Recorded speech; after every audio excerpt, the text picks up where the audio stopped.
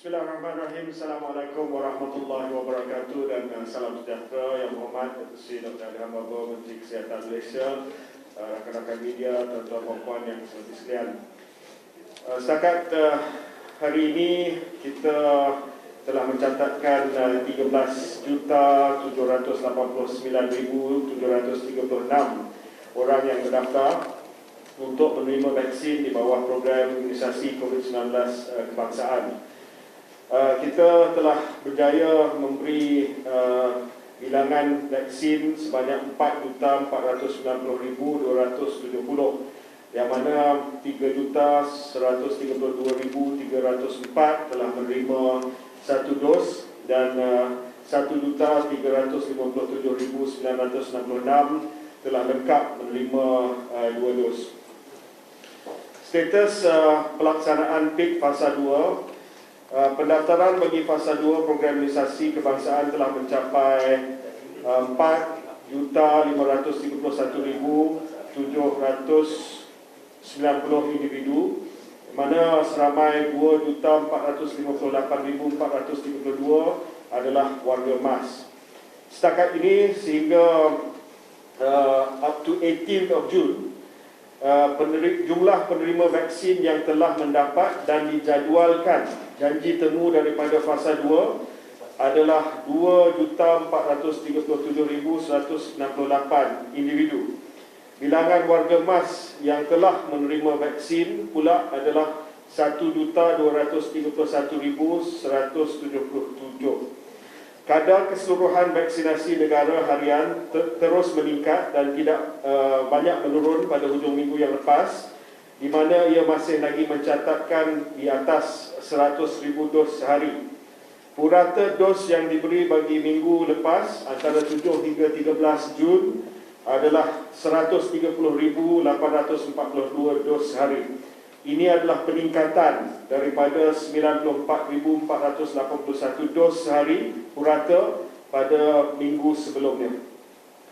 Bagi bekalan vaksin untuk minggu ini, kita akan menerima bagi Pfizer sebanyak 1,333,800 dos akan tiba dan diagihkan pada minggu ini sehingga awal Julai, iaitu 444,600 dos diagihkan antara 16 hingga 18 Jun, sama unit yang kuantiti yang sama daripada 23 hingga 25 Jun, dan kuantiti yang sama pada antara 30 Jun hingga 2 Julai. Manakala status pengedaran vaksin keseluruhannya adalah seperti berikut. Sejumlah 5,955,092 dos vaksin telah diedarkan ke seluruh negara, dan pecahan mengikut jenama vaksin adalah seperti berikut. 1,674,142 dos daripada CoronaVac ataupun Sinovac, 3,632,850 dos vaksin Comirnaty ataupun Pfizer, dan 648,100 dos daripada vaksin AstraZeneca. 5 negeri yang tertinggi dalam pengedaran vaksin mengikut negeri adalah wilayah Persekutuan Kuala Lumpur dan Putrajaya 902,690 dos, Selangor 868,230 dos, Sarawak 667,736 dos, Johor 547,280 dos, dan Sabah 503,560 dos. Senarai lengkap akan kita edarkan kepada media untuk rujukan nanti. Bagi vaksinasi untuk wartawan media telah bermula pada hari Rabu yang lepas. Sehingga hari ini kita telah berjaya memenuhi sekitar 250 vaksinasi bagi petugas media daripada kira-kira 5,000 nama yang telah disenaraikan di seluruh negara. CITF dalam proses memberikan janji temu kepada petugas dalam senarai tersebut, termasuk mereka yang akan membuat liputan kesukan Olimpik di Tokyo pada hujung Julai nanti. Hari ini kita mula memberi vaksinasi kepada lebih 38 petugas media daripada 47 petugas agensi tempatan dan antarabangsa yang akan membuat liputan di Olimpik Tokyo bagi mendapatkan suntikan dos pertama di MyTech dengan bantuan Persatuan Penulis Sukan Malaysia ataupun SAN. Selebihnya bagi petugas yang telah mendapatkan suntikan dos pertama seperti AstraZeneca, CITF akan mengatur janji temu agar dos kedua mereka dapat sempat diberikan sebelum mereka berangkat. Selepas kumpulan 100 wartawan menerima vaksin pada minggu lepas di Dewan Seroja Putrajaya, seramai 123 petugas di Perak juga telah menerima suntikan dos pertama mereka pada Jumaat lalu. Setakat hari ini, sebanyak 700 janji temu telah diberikan kepada petugas media di seluruh negara untuk dos pertama vaksinasi COVID mereka, dan akan lebih banyak janji temu dikeluarkan dalam minggu ini. CITF juga perlu mengimbangi keperluan vaksinasi rakan-rakan media kita dengan keperluan fasa 2, iaitu golongan warga emas, golongan orang kurang upaya dan golongan komorbid. Hari ini satu lagi pusat pemberian vaksin mega dibuka di negeri Selangor, iaitu di Mines International Exhibition and Convention Centre di Seri Kembangan. Telah mula beroperasi pada jam 9 pagi tadi sehingga 8 malam setiap hari. Bagi memastikan kelancaran program pada hari pertama dengan kepatuhan kepada prosedur SOP yang ketat sepanjang tempoh pandemik, penjadualan jumlah janji temu untuk MIECC pada hari ini adalah dihadkan kepada 4,900 daripada kapasiti penuh, iaitu 8,000. Jumlah ini akan ditambah secara berperingkat dalam masa terdekat. Protect Health Corporation akan menguruskan PPV MIECC ini dengan HCO daripada sektor swasta. Saya juga ingin mengambil kesempatan ini untuk mengingatkan orang ramai yang mempunyai janji temu di mana-mana PPV Mega terutamanya, jangan datang terlalu awal. Ya, kalau boleh datang 30 minit sebelum waktu janji temu adalah memadai, kerana kita nak elak daripada berlakunya kesesakan di PPV kita. Pembukaan MIECC menjadikan 6 PPV secara keseluruhan yang telah beroperasi dalam usaha kerajaan untuk menyegerakan fasa 2 PIK. Secara keseluruhannya seramai 30,000 orang boleh divaksinasi setiap hari melalui 6 PPV tambahan ini. Saya juga ingin umumkan bahawa kita telah aktifkan fasa 4 PIK kita, iaitu fasa kawalan wabak. Dan ini adalah keputusan yang telah dibuat bersama oleh JKJAB, dan kita telah mula dengan kawasan-kawasan industri yang beroperasi sewaktu PKP. Oleh yang demikian, kita akan mula dengan beberapa sektor-sektor industri pada minggu ini, di mana satu usaha PPV industri akan diselaraskan oleh Kementerian Perdagangan Antarabangsa dan Industri, terutamanya bagi sektor perkilangan yang beroperasi sewaktu PKP. Selepas itu kita akan buka PPV industri di sektor-sektor lain, termasuklah sektor pembinaan, sektor peladangan, dan seterusnya sektor peruncitan dan juga sektor hospitality. Dan perkara ini akan kita gerakkan secara berperingkat untuk memastikan bahawa sektor-sektor yang beroperasi sewaktu PKP dapat diberi perlindungan melalui vaksinasi kita. Pada ketika ini, fasa kawalan wabak melibatkan sektor ekonomi kritikal yang menjadi asas tulang belakang kepada pembangunan ekonomi kita. Tindakan ini penting untuk kita mengimbangkan hidup, lives and livelihoods. Jika kita lihat pada data COVID-19 harian juga, setakat semalam, sebanyak 11 kluster baru tempat kerja yang dilaporkan daripada 15 kluster baru keseluruhan yang melibatkan bilangan kes aktif sehingga hampir 200 kes. Sebab itulah kita telah buat keputusan untuk memastikan bahawa fasa kawalan wabak ini digerakkan secepat mungkin di kalangan kluster-kluster ataupun di kalangan industri, untuk memastikan bahawa kluster tempat kerja dapat kita kawal untuk membendung penularan wabak COVID-19. Dengan ini saya jemput Yang Berhormat Datuk Seri Dr. Hadam untuk menyampaikan ucapan beliau. Terima kasih Yang Berhormat Menteri Musti YB Khairi Jamaluddin dan para pengamal media. Saya melaporkan kes-kes daripada National Institute of Health MOH untuk Minggu Epidemiologi ke-23, iaitu daripada 6 hari bulan Jun hingga 12 Jun yang lepas. Bagi kes harian, pada 12 Jun kita telah pun melaporkan kes yang berlaku sebanyak 652,204 kes-kes kumulatif. Dan untuk Epic Week ke-23, kita dapati kes yang direportkan pada minggu Epic ke-23 ialah 41,630 kes. Bermakna pada Epic Week ke-23, average ataupun purata 5,947 kes sehari.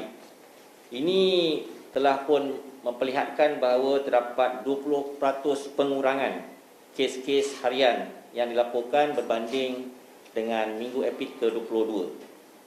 Dan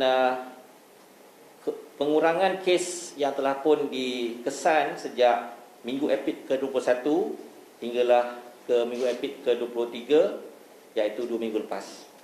Bagi kes-kes aktif, kita telah pun melaporkan pada 12 Jun 76,247 COVID kes aktif yang telah dilaporkan. Yang ini mewakili 11% daripada total cumulative case yang berlaku dalam negara kita.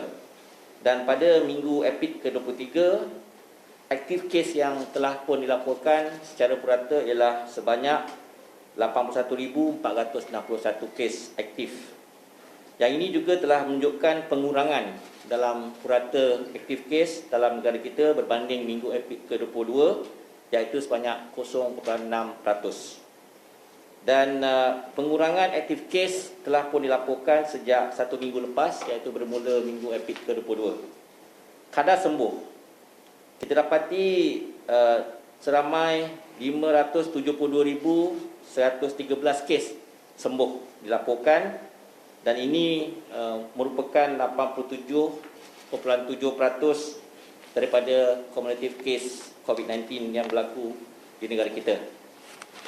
Kematian pada Epic Week ke-23 sebanyak 3,844 cumulative deaths ataupun kadar kematian kumulatif dilaporkan, dan fatality rate dilaporkan pada 0.59% ataupun 0.5% pada 12 Jun. Dan pada minggu Epic ke-23, 553 keseluruhan kematian dilaporkan, bermakna purata sehari pada minggu 23 Epic Week 79 kematian berlaku. Dan kita juga dapati bahawa dah berlaku penurunan jumlah kematian yang direport ataupun dilaporkan berbanding minggu Epic ke-22, iaitu sebanyak 13.7%. Dan kita dapati sejak seminggu yang lepas, kes-kes yang dilaporkan meninggal dunia telah berkurangan.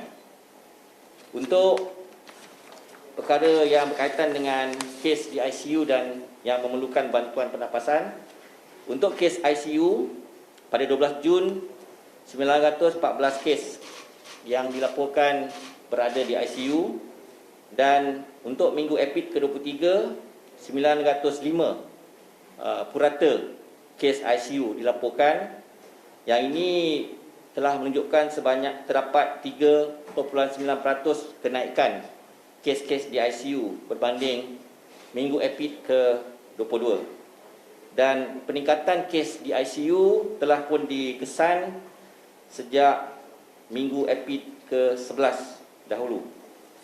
Kes-kes yang memerlukan bantuan pernafasan iaitu ventilator, pada 12 Jun 459 kes di ICU yang memerlukan ventilator, dan untuk minggu Epic ke-23 454 kes secara purata di ICU menggunakan ventilator pada Epic Week 23.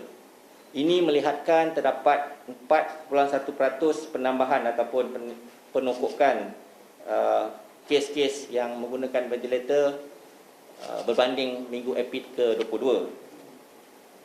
Untuk kes testing capacity ataupun kapasiti ujian yang telah kita laksanakan, sehingga 12 Jun 13,210,455 ujian dilaksanakan, dan pada minggu Epic ke-23 sejumlah 629,894 ujian dilaksanakan, yang memperlihatkan sebanyak 89,985 ujian secara purata dilaksanakan dalam minggu Epic ke-23, dan ada penurunan sedikit berbanding minggu Epic ke-22 berbanding ujian pada minggu Epic 23 sebanyak 11%, dan positivity rate untuk minggu Epic ke-23 ialah 6.6%. Ini telah menunjukkan terdapat 0.7% pengurangan positivity rate berbanding minggu Epic ke-22. Untuk infectivity rate ataupun R value, R0, kita telah melaporkan bahawa pada masa ini RT di Malaysia pada 12 Jun dan telah pun dilihat menurun sejak 29 Mei yang lalu, iaitu direkodkan pada 0.9 pada 12 Jun, dan RT pada minggu ke-23 Epic Week terdapat 1.5% pengurangan. RT value 1 dan ke atas menunjukkan bahawa ada potensi yang itu transmisi berlaku berterusan dan juga mungkin ada resurgence of case. Sebab tu RT value less than 1 sangat penting untuk kita laporkan, kerana dia akan membantu kita membuat persiapan dan juga melaksanakan tanggungjawab public health dalam mengatasi mengurus wabak COVID-19.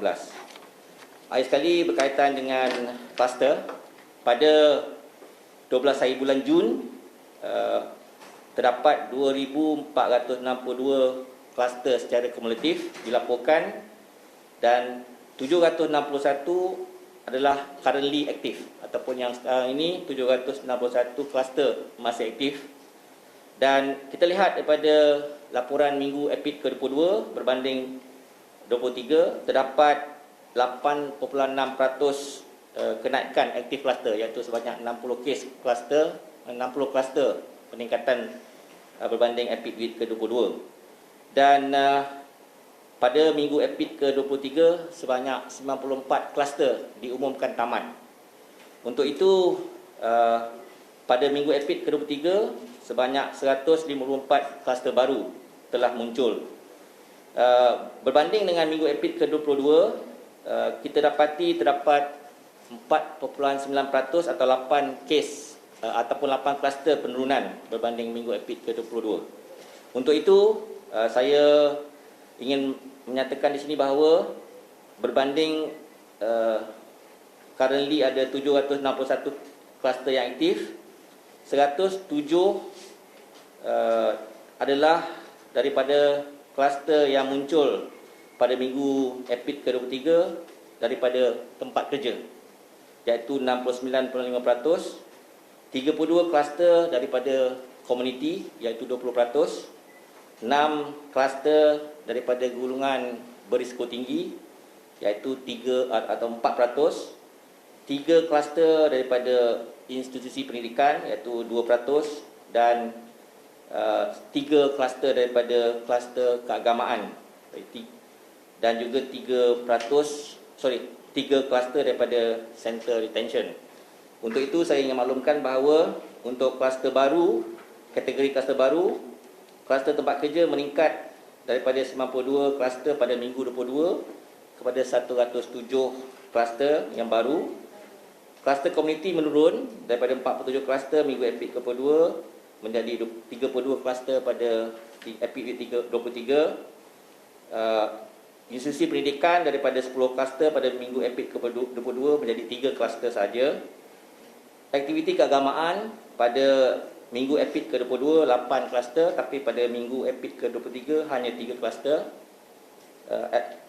Kumpulan berisiko tinggi pada EPID week 22 4 kluster, tetapi pada EPID week 23 naik kepada 6 kluster, dan kluster detention daripada 1 kluster pada EPID week 22 menjadi 3 kluster pada EPID week ke-23.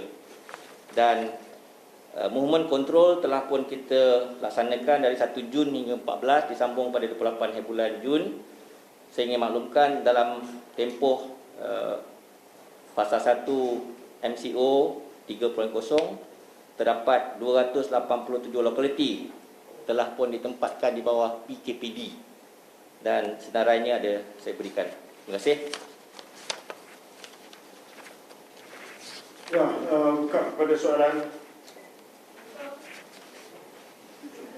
Good afternoon, YB TJ and YB Dr. Sri Dr. Adam. Ishwari here from Millennial. Can you two gentlemen hear me? Yes. Okay. I have 3 questions, YB. I'll keep it short, but really need answers for this. First question is for Dr. Adam.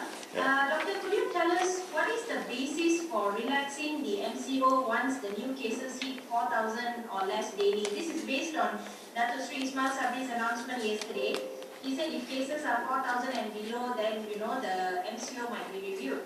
But wouldn't this be in Malaysia's benefit to actually know the true number of COVID-19 cases in the community instead of security, a false sense of security by under-testing, by extension achieving the 4K and below target, Doctor?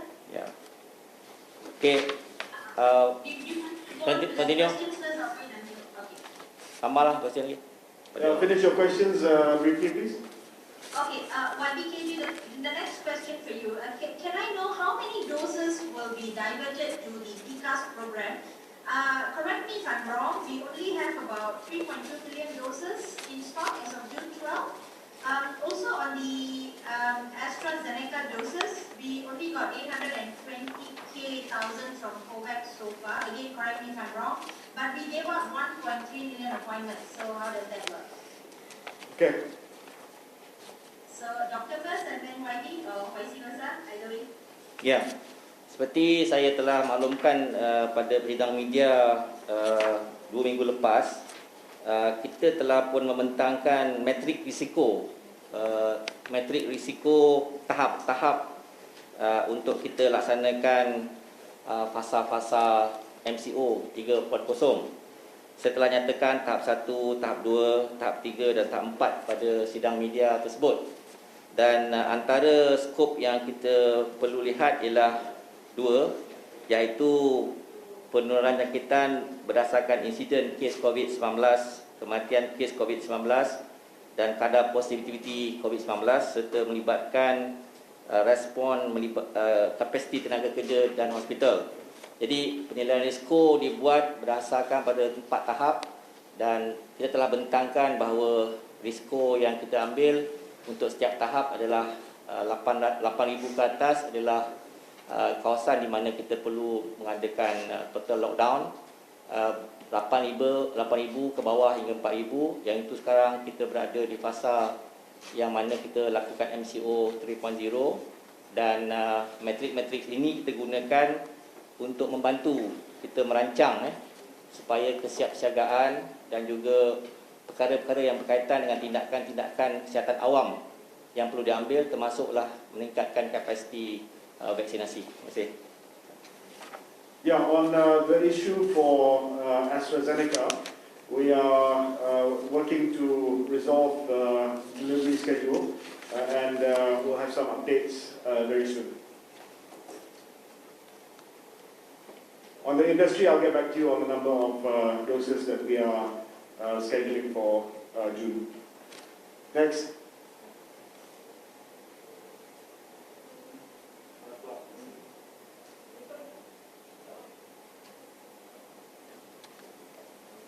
Dr. Adam, Ya. soalan saya.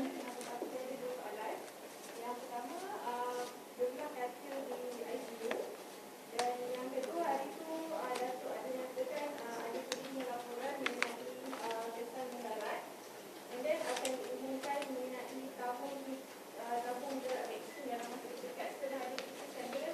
Oh ya. Untuk kesan mudarat memang saya ingin nyatakan di sini bahawa kita telah pun mendapat laporan tentang kesan mudarat susulan imunisasi ataupun AEFI sehingga 12 Jun.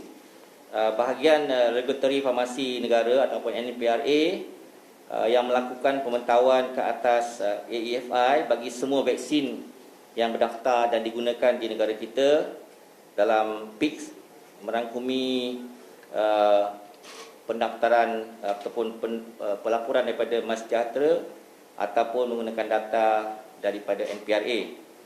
Sejak mula PICS sehingga 12 Jun yang lepas sebanyak seperti mana dimaklumkan oleh YBKJ, sebanyak 4.2 juta vaksin telah pun diberikan dengan 29.3 respon kendiri bagi setiap 1,000 dos telah diterima melalui aplikasi MySejahtera untuk AEFI biasa ataupun minor.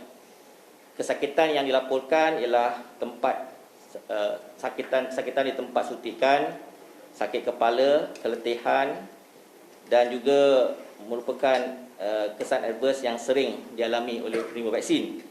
Berdasarkan pelaporan sedia ada melalui sistem pemantauan AEFI NPRA, sebanyak 2.4 laporan diterima bagi setiap 1,000 dos.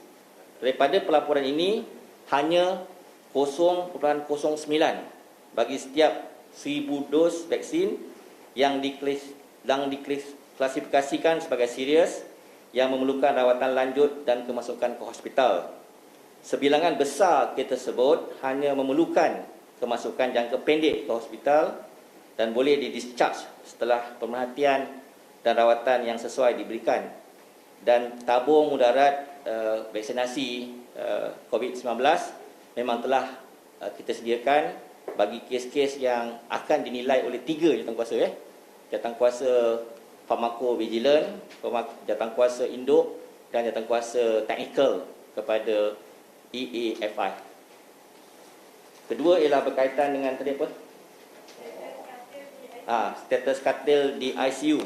Kita telah merekodkan katil ICU di negara kita. Pada ketika ini, jumlah katil keseluruhan di ICU adalah sebanyak 1,767 dan bilangan pesakit yang berada di ICU termasuk Hospital Angkatan Tentera ialah seramai 1,161 untuk kes-kes COVID-19 probable atau suspected. Dan daripada kedudukan pesakit di ICU tersebut, seperti saya maklum tadi, ventilator yang telah digunakan pada pesakit tersebut ialah sebanyak pada hari ini 452 kes yang menggunakan bantuan pernafasan. Jadi ini adalah katil-katil ICU yang digunakan dan kedudukan katil ICU yang telah digunakan setakat ini penggunaannya adalah sebanyak 97%. Just on a question for industry tadi, so for the month of June, we have set aside 30,000 doses for start, excluding Sarawak, 30,000 excluding Sarawak. Okay? Okay, Datuk Seri Rawaibri Hasimi dari Esrawani. Ya. Soalan pertama untuk Datuk Seri. Datuk Seri, selain kita melihat kepada jumlah ujian saringan berkurangan 11% dan adakah itu cukup untuk buktikan penurunan kes? Yang kedua untuk Datuk Seri juga, kita melihat kepada cadangan awal tahun ini untuk merendahkan harga kit ujian saringan. Adakah perlu untuk kita mengawal harga itu kerana setakat ini walaupun wujud kesedaran rakyat namun harga di swasta masih lagi mahal. Untuk soalan kepada YBKJ, bagaimana pula tentang kapasiti untuk KRI YB adalah bagaimana perancangan program vaksinasi di Labuan akan digerakkan memandangkan berlaku peningkatan kes jangkitan COVID-19 di Labuan ketika ini? Okey, terima kasih. Untuk jumlah ujian yang telah pun saya laporkan tadi untuk Epic Week ke-23. Tetapi kalau kita lihat bilangan ujian masih lagi tahap yang boleh kita terima, kerana pengujian RTK antigen dan juga RT-PCR masih lagi average 100,000 ke bawah 100,000 dalam masa Epic Week tersebut. Cuma pada minggu Epic 23 kita ada saringan dibuat di seluruh negara sebanyak 628,110 yang telah pun kita laporkan, dan dia berdasarkan kepada negeri-negeri negeri-negeri yang membuat saringan, negeri yang mempunyai kes-kes insiden tinggi seperti di Selangor, di Johor, di Sarawak. Contoh di Selangor, bilangan adalah sebanyak 147,141 ujian dibuat sepanjang Epic Week ke-23. Sarawak 72,583, Johor 50,605. Keseluruhan ujian dibuat pada Epic Week ke-23 sahaja ialah sebanyak 628,110. Seperti yang kita maklumkan sebelum ini, kita ada menggunakan kaedah di mana satu kes positif 10 ataupun ke 30 kes negatif kita uji, dan untuk itu kita masih lagi dalam lingkungan mencukupi membuat ujian COVID-19 di lapangan. Dan soalan kedua adalah berkaitan dengan harga ujian test kit. Kita telah pun menggunakan ordinan darurat untuk menyatakan tentang capping ceiling harga ujian makmal untuk setiap ujian seperti RTK antigen, RT-PCR dan juga RTK antibody. Ujian-ujian tersebut telah pun ada had yang telah pun kita tetapkan.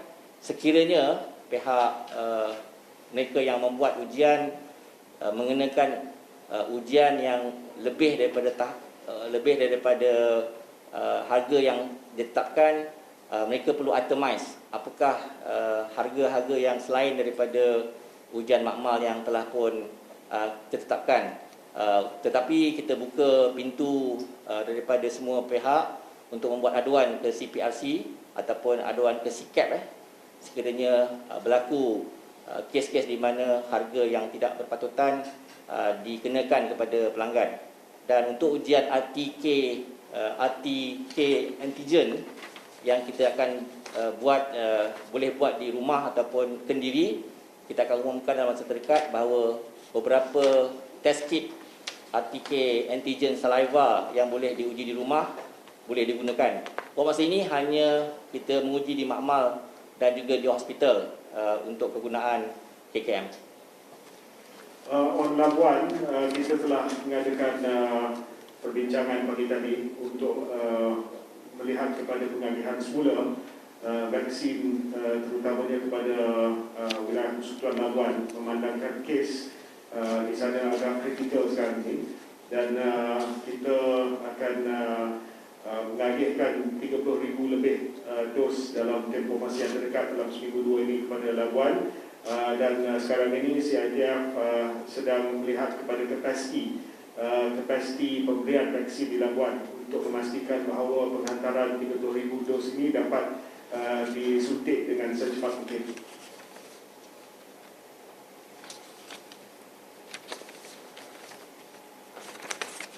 But the 30,000 is just a start, because Labuan I think needs almost 60,000. Okey, boleh kita cepatkan sebab I have something to do. Okey, ini saya nak tanya, ada yang di Twitter ni berkenaan penangguhan janji temu vaksin 14 dan 18 ni. Mungkin boleh YB ceritakan sikit, memang wujud ke penangguhan ni ke macam mana? Macam mana? Sebab ini yang Saya kena check sebab baru saja saya dapat tahu sebenarnya. Ya? okey. Okey.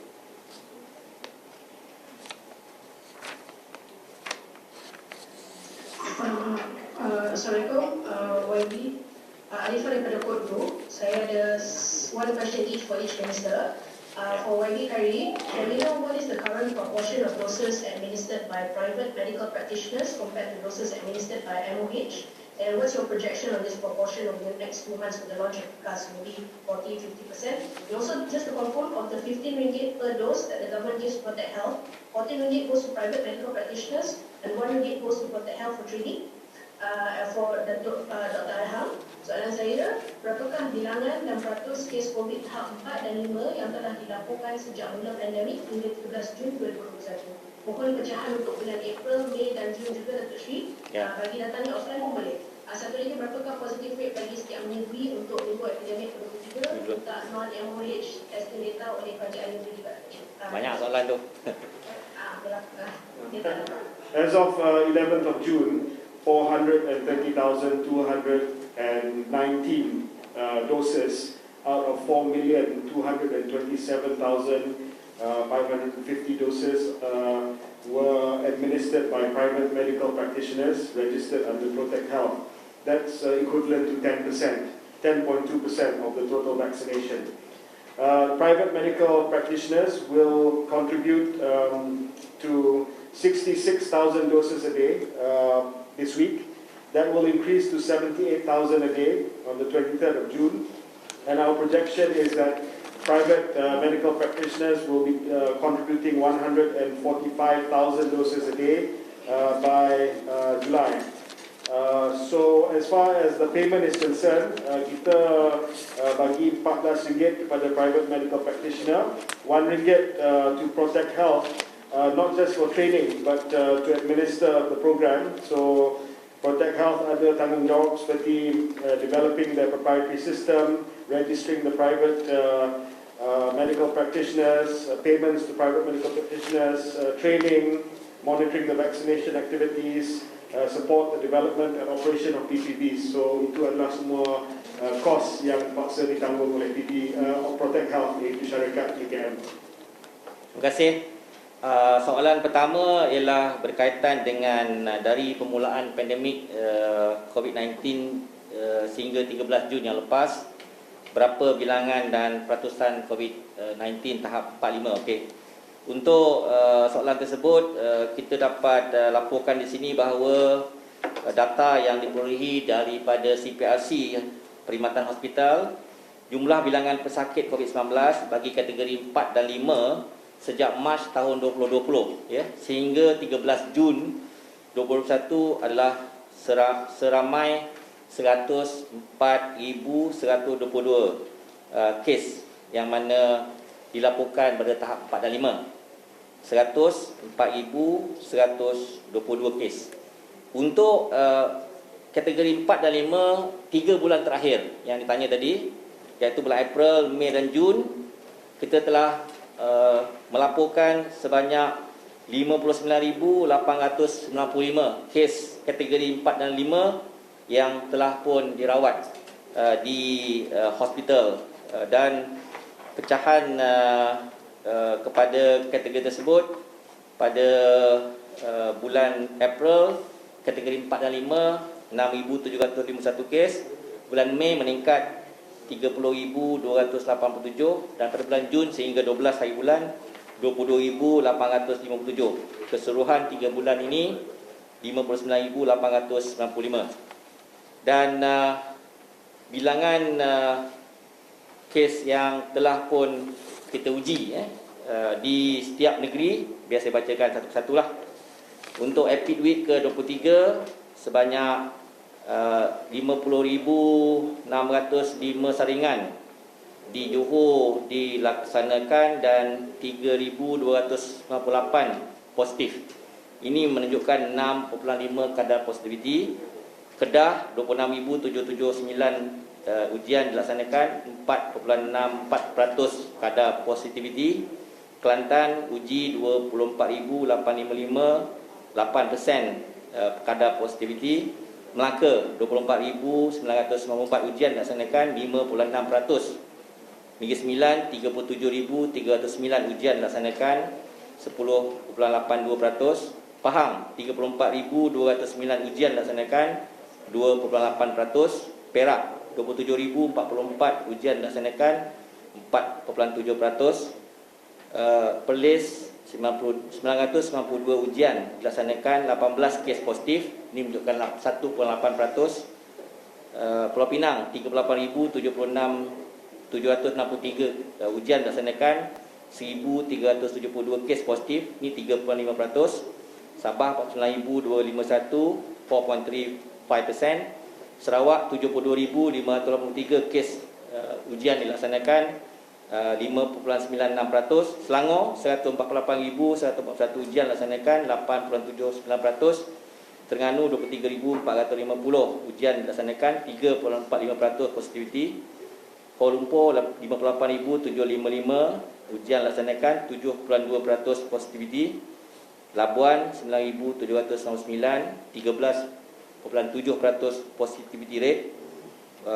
Putrajaya 2,365 ujian dilaksanakan 5.6% positivity rate. Total 629,894 ujian dilaksanakan pada akademik 23, 6.61% kadar positivity. Terima kasih. We're going to take just one more question. I'm really sorry for the press. You can send questions to the press secretaries, both Isa and Bobby, and we'll answer it written. But one more, quick one, yeah?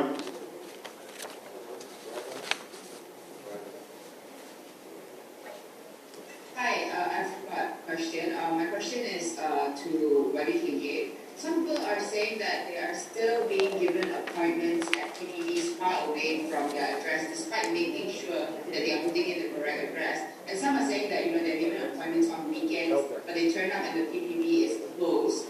I was wondering why are these issues? I'll answer that.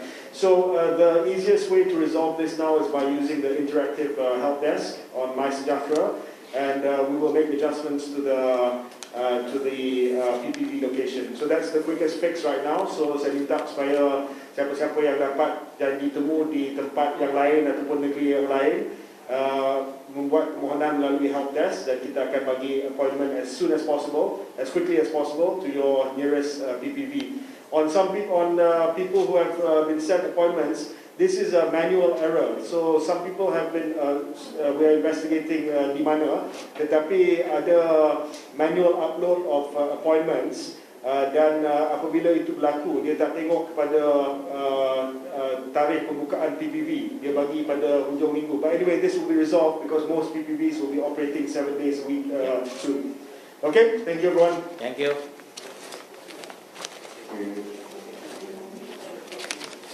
Okay, Dok, yeah. Ya, saya.